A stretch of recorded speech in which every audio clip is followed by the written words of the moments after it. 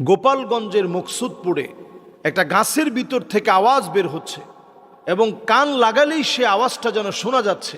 কিছু মানুষ ওখানে গিয়ে কান পেতে বলছে আমাকে সালাম দিয়েছে, কিছু মানুষ বলতেছে কান্নার আওয়াজ পেয়েছে। প্রথমবার সালাম দিলাম, সালামের জবাব দিল, কান লাগাইলাম গাছের সাথে। দ্বিতীয়বার মনে করেন চিৎকারের আওয়াজ পাওয়া যায়, মহিলা কণ্ঠ।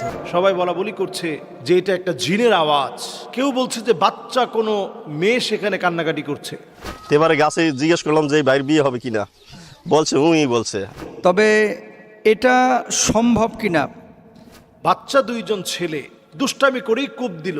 এই কোপ দেওয়ার পরেই এই বিপত্তিটা বেজেছে। কোপটা যখন লেগেছে তখনই গাছ থেকে কেমন যেন রক্ত ঝরার মতো গাছের কষগুলো বের হলো এবং গাছের ভিতর থেকে কে যেন বলছিল যে আমার কষ্ট হচ্ছে।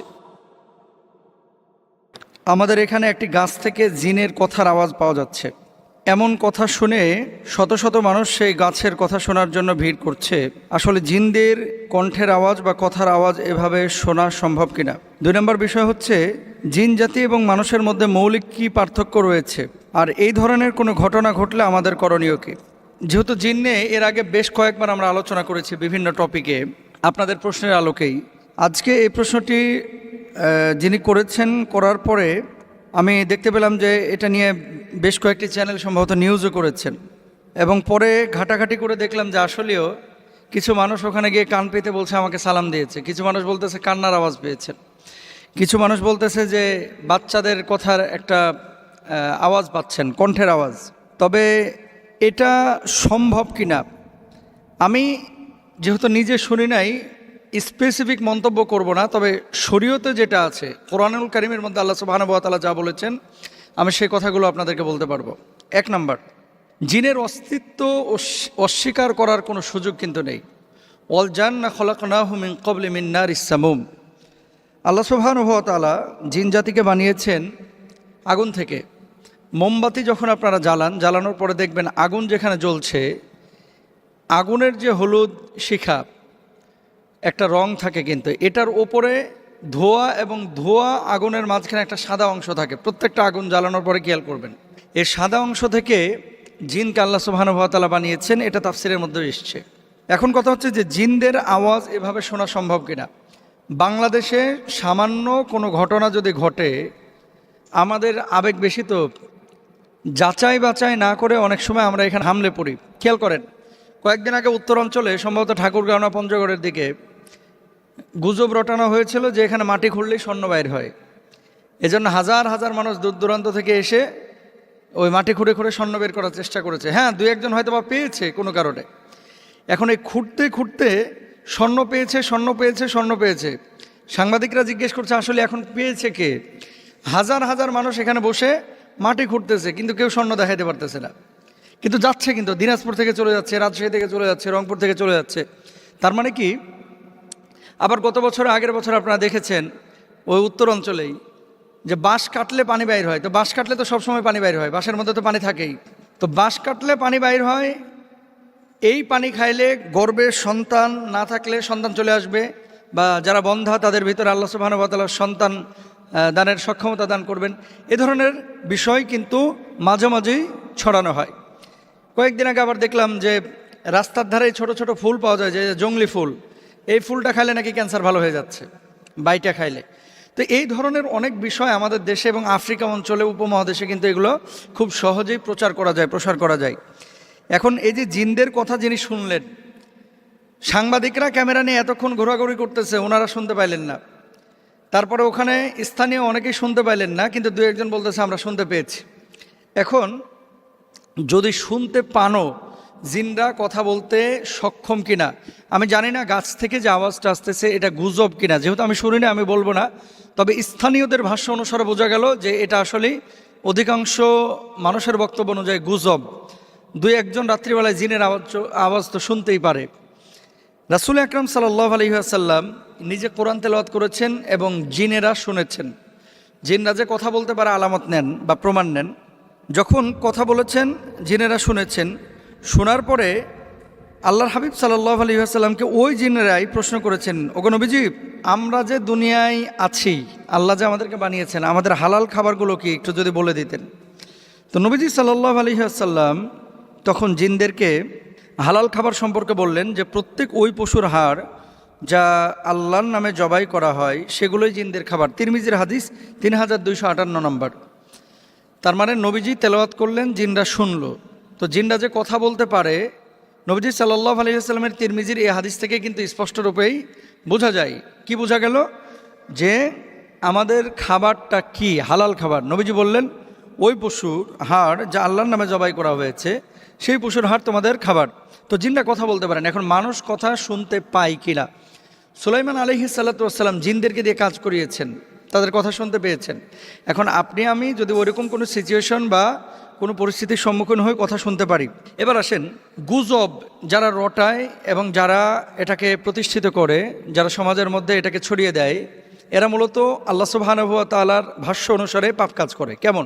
আল্লাহ সুবহানাহু ওয়া তাআলা বলছেন, ইন জাআকুম ফাসিকুম বিনাবাইন ফাতাবায়ানু আন তুসিবু কওমান বিজাহালা।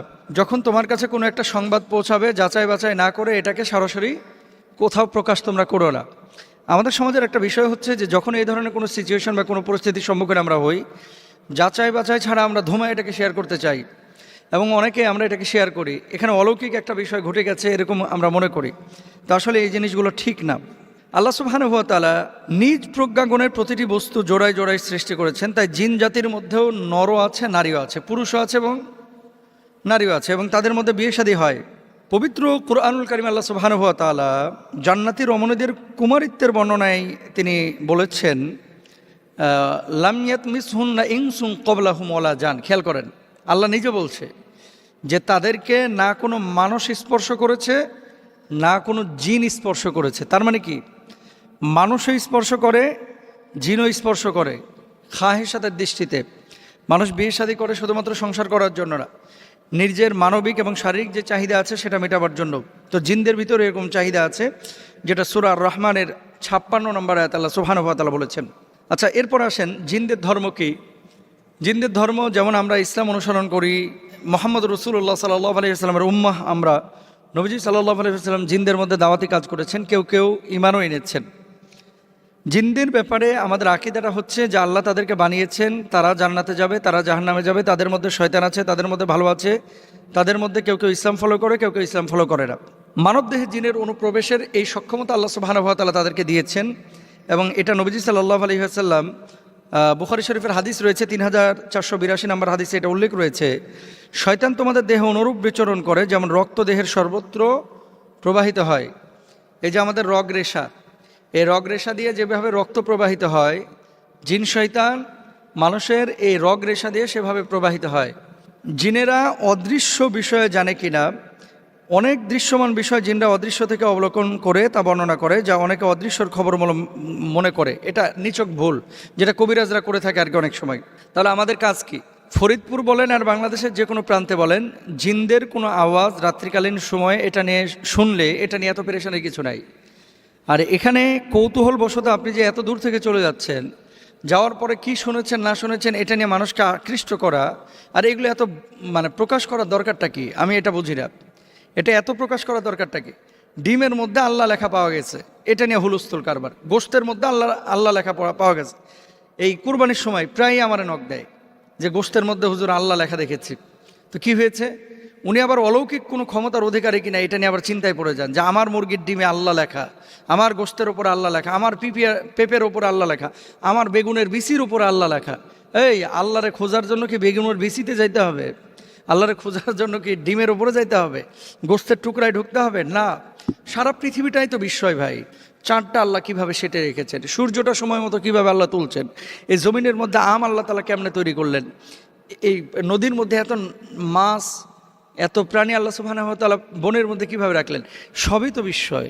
সুতরাং আল্লাহকে খোঁজার জন্য এই সমস্ত জিনিসের পেছনে ছুটতে হবে, এটা জরুরি না। জিনের ব্যাপারে অনেক অহেতুক কথাবার্তা এবং গুজব বাংলাদেশে আগে থেকে প্রচলিত আছে, এগুলোর ব্যাপারে আমাদের সতর্কতা অবলম্বন করতে হবে। আল্লাহ সুবহানাহু ওয়া তাআলা আমাদের তৌফিক দান করুন। গোপালগঞ্জের মকসুদপুরে একটা গাছের ভিতর থেকে আওয়াজ বের হচ্ছে এবং কান লাগালেই সে আওয়াজটা যেন শোনা যাচ্ছে। সবাই বলা বলি করছে যে এটা একটা জিনের আওয়াজ। কেউ বলছে যে বাচ্চা কোনো মেয়ে সেখানে কান্নাকাটি করছে। তো এই ঘটনাটি বের হয়ে আসলো ঠিক তখন বাচ্চা দুইজন ছেলে একজন প্রবাসীর বাড়িতে গেল গাছ কাটার জন্যে, দুষ্টামি করেই কোপ দিল। এই কোপ দেওয়ার পরই এই বিপত্তিটা বেজেছে।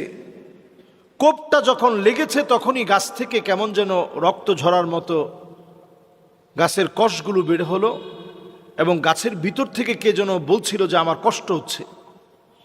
সেই থেকে এই নিউজটা এত বেশি ভাইরাল হয়েছে, ঢাকা থেকে, পটুয়াখালী থেকে, বরিশাল থেকে, পটুয়াখালী, বরিশাল, মাদারীপুর, এমনকি ঢাকা, খুলনা, বাগেরহাট থেকে সবাই কিন্তু এই গোপালগঞ্জের মকসেদপুরে এখন ভিড় জমাচ্ছে যে এই গাছের সঙ্গে কথা বলবে। আমরা আসলে খুব হুজুগে জাতি। এমনও হতে পারে কোনো ডিভাইস এই গাছের ভিতরে ব্যবহার করা হয়েছে। আপনি আমি হয়তো আমাদের চোখের অন্ত আড়ালে এই জিনিসটি লুকিয়ে রেখে, ছোট্ট অনেক ডিভাইস এখন পাওয়া যায়, যেই ডিভাইস দিয়ে এমন কোনো রেকর্ডারের মধ্য দিয়ে কিছু শব্দ, কিছু আওয়াজ, কিছু নর্মাল কথোপকথন, এগুলো দিয়ে ডিভাইসটা গাছের ভিতরে রেখে দিয়ে এমন একটা আওয়াজ যে আপনি কানের সঙ্গে লাগানোর পর আপনার কাছে আওয়াজটা অনুভূত হচ্ছে, এরকমও বিষয়টা হতে পারে। আবার তারা যেটা দাবি করছে যে কোনো জিনকে আটকে রাখা, এটা যে কোনোভাবে এই কাজটাও হতে পারে। স্বাভাবিকভাবে মানুষের একটা মতিভ্রম হতে পারে যে কিছু মানুষ বলছে, তাই কিছু মানুষ না শুনলেও বলতেছে যে আমি কিছু শুনেছি। আমি না শুনলেও যদি আমি এখন না বলি তাহলে এটা কেমনে হয়? ওইখানের একজন ইমাম সাহেবকে প্রশ্ন করা হয়েছে যে আপনি কি মনে করেন? তো ইমাম সাহেব বলেছে, আমার কাছে মনে হচ্ছে দুষ্ট কোনো জিনকে এখানে আটকে রাখা হয়েছে। তো দেখুন, আমাদের দেশে এখন প্রতিনিয়ত এত বেশি তাবিজ, কালো জাদু, ব্ল্যাক ম্যাজিক, মানুষকে ক্ষতি করার জন্য এত কিছু বর্তমান সময়ে বেড়ে গিয়েছে। নবীজি সাল্লাল্লাহু আলাইহি ওয়াসাল্লাম পরিষ্কার হাদিসের মধ্যে বলেছেন, হাদ্দুস সাহিরি দরবাতুম বিসাইফ, এই ধরনের যারা জাদু, টোনা, বান, কালো জাদু নিয়ে কাজ করে, এদের শাস্তি হচ্ছে মৃত্যুদণ্ড, অন্য কোনো শাস্তি নাই। রাষ্ট্রীয়ভাবে এদেরকে, এই জাতীয় ব্যক্তি যারা আছে, দোষী সাব্যস্ত করে এদেরকে শাস্তির আওতায় আনা উচিত। যারা মানুষের জীবন নিয়ে খেলছে এদেরকে শাস্তির আওতায় আনা উচিত। এদেরকে শাস্তির আওতায় এনে দৃষ্টান্তমূলক শাস্তি এদেরকে দেওয়া উচিত। কারণ এদের কারণে মানুষ মারা যাচ্ছে, এদের কারণে মানুষের ক্ষতি হচ্ছে, রাষ্ট্রের ক্ষতি হচ্ছে। এদের ব্যাপারে সিদ্ধান্ত নেওয়া সময়ের দাবি। সম্মানিত মুসল্লিয়ানে কেরাম, আমরা কোনো নিউজ দেখলেই ওইটাকে বিশ্বাস করে নিব না তদন্ত করা ছাড়া। কাফা বিল মারই কাযিবান আইয়ুহাদ্দিসা বিকুল্লি মা সামিআ, একজন মানুষ মিথ্যাবাদী হওয়ার জন্য এটি যথেষ্ট। যা শুনবে তাই বলবে, যা শুনবে তাই বলবে, অপপ্রচার করে বেড়াবে। মুনাফিকদের একটা বদ অভ্যাস ছিল, তারা তিলকে তাল বানাতো। ইহুদিদের একটা বদ অভ্যাস ছিল, তারা তিলকে তাল বানাতো। কিন্তু আমাদের দেশে এখন আমরা প্রায়শই দেখি নিউমার ছড়িয়ে যায় একেবারে মুহূর্তের ভিতরে। কোনো কিছু হওয়ার আগেই আমাদের দেশে নিউমার ছড়িয়ে যায়। এই যে এখন দেখবেন কিছুদিনের ভিতরেই এই গাছের ভিতরে ফিতা ঝোলানো হবে, মানুষ মনে করবে এই তো মনে হয় আমার মনের আশা পুরা হবে।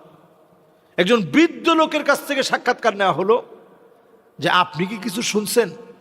বলছে না, আমি প্রথমে শুনি নাই, পরে সালাম দিছি, উত্তর নিছে। মানুষকে জিজ্ঞাসা করতেছে আপনি শুনছেন? বলছে হ্যাঁ, আমিও কথা বলছি, কিন্তু আমার কথার উত্তর দেয় নাই, কান্নার আওয়াজ শুনছি। আপনি শুনছেন? হ্যাঁ, আমার কাছে কেঁদে কেঁদে কি জানি বলছে, আওয়াজগুলো স্পষ্ট না। এইরকম নানা রকম ডালপালা কিন্তু এখন এই গাছটাকে নিয়ে শুরু হয়ে গেছে। আমাদের দেশে এরকম অনেক কিছু এইভাবেই কিন্তু এক সময় এই গাছটা অলৌকিক গাছ, এরকম নাম কিন্তু আমাদের দেশে এইভাবে কিন্তু চলে আসছে। এজন্য আল্লাহর কাছে পানাহা চান। শিরক বড় মারাত্মক। শিরকটা এতটা ছোট আকফা মিন দাবিবিন নামল, ছোট্ট একটা পিপিলিকা অন্ধকার রাত্রিতে, ফি লাইলাতিন যলমা, অন্ধকার একটা পাহাড়ের ভিতরে কালো একটা পিপিলিকা বসে থাকা, ওই পিপিলিকার উপরে আপনার পা পড়াটা যেমন সহজ, শিরকের ভিতরে নিমজ্জিত হওয়া এর চাইতে বেশি সহজ। এজন্য আল্লাহর কাছে পানাহ চান। যতজন আমরা নিয়ত করে ফেলছি গাছের সঙ্গে গিয়ে কথা বলবো, গাছ কেমনে কথা বলে, আমি একটু শোনার জন্য যাব, এরকম যারা নিয়ত করছেন আল্লাহর কাছে পানাহ চান। যারা মানুষের ক্ষতি করার জন্যে এরকম কালো জাদু, ব্ল্যাক ম্যাজিকে নিজেদেরকে খুব পণ্ডিত মনে করেন, জাহান্নাম আপনাদের শেষ ঠিকানা। নবীজি বলছেন, সে আমার দলভুক্ত হতে পারে না যেই লোকটা মানুষকে ক্ষতি করার জন্যে এই ব্ল্যাক ম্যাজিক, এই জাতীয় কালো জাদু এগুলো চর্চা করে। অন্য হাদিসের ভিতরে নবীজি সাল্লাল্লাহু আলাইহি সাল্লাম বলছেন, মান আতা কাহিনান আও আররাফান ফাসাদ্দাকাহু বিমা ইয়াকুল ফাকাদ কাফারা বিমা উনজিলা আলা মুহাম্মদ সাল্লাল্লাহু আলাইহি ওয়াসাল্লাম। এই জাতীয় কোনো ব্যক্তি যারা মানুষকে আগাম অনেক কিছু বলে দেয়, অমুককে মেরে ফেলবো, অমুকের ক্ষতি করতে পারবো, অথবা অমুকের সাথে সম্পর্ক হয়ে গেছে, বিয়ে হয়ে গেছে, ওইটাকে ভেঙে ফেলবো, তাকে তিল তিলে নিঃশেষ করে দিব, মাছের মধ্যে সুই ফুটিয়ে, পুতুলের ভিতরে সুই ফুটিয়ে, গাছের ভিতরে প্যারাক গেড়ে নানাভাবে ক্ষতি করার চেষ্টা করব, সব আমরা করব। এরকম যারা বলবে, এই রকম কোনো ব্যক্তির কথা বিশ্বাস করে তার কাছে যদি আপনি যান, নবীজি সাল্লাল্লাহু আলাইহি সাল্লাম বলছেন, কেমন যেন সে আমার উপরে যে কোরআন আল্লাহ অবতীর্ণ করেছেন, এই কোরআনকে কেমন যেন সে অস্বীকার করে ফেলল। কোরআনকে যদি আপনি অস্বীকার করেন, আপনি কেমন করে একজন মুসলিম থাকতে পারেন? এজন্য আমরা কিছু শুনলেই নিউমারে বিশ্বাস করব না। একজন মুমিন, তার বিশ্বাসের অনেক দাম। এই দামি বিশ্বাসকে আপনারা ঠুনকো কোনো বিষয় দিয়ে নষ্ট করবেন না। আল্লাহর কাছে আমরা পানাহ চাই সব রকমের এমন জাদু, বান, টোনা, কুফরি কালাম, এরকম মুসিবতের সকল বিষয় থেকে আমরা পানাহ চাই।